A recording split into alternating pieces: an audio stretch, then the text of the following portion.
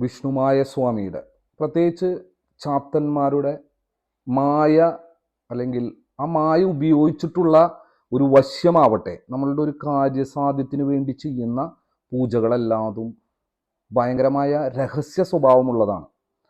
നമ്മളത് ഒരു കാരണവശാലും മറ്റുള്ളവരെ കാണിക്കില്ല, അവരത് എങ്ങനെയാണ് ചെയ്യുന്നതെന്നുള്ള അറിയ പോലുമില്ല. ഇതേ സെയിം കാര്യം തന്നെയാണ് ഭക്തരും ചെയ്യേണ്ടത്. നമ്മളെ സംബന്ധിച്ചിടത്തോളം നമ്മുടെ കാര്യം നടക്കലാണ്.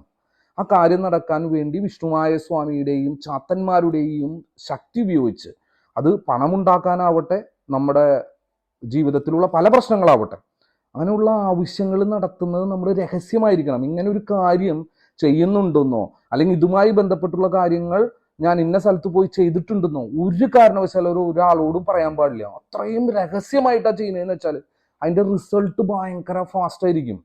ശരിക്കും രഹസ്യമാണ് പൂജകളെല്ലാതും. ആ രഹസ്യ സ്വഭാവം ഓരോ ഭക്തനും കൊണ്ടു നടക്കണം. ശരിക്കും പറഞ്ഞാൽ അങ്ങനെയാണ് ഭയങ്കരമായ ഒരു മായ തന്നെ, ഒരു അത്ഭുതം തന്നെ നമ്മുടെ ജീവിതത്തിൽ ഫാസ്റ്റായി കിട്ടിക്കൊണ്ട് എന്ത് പ്രശ്നം നമുക്ക് തീർക്കാൻ പറ്റും.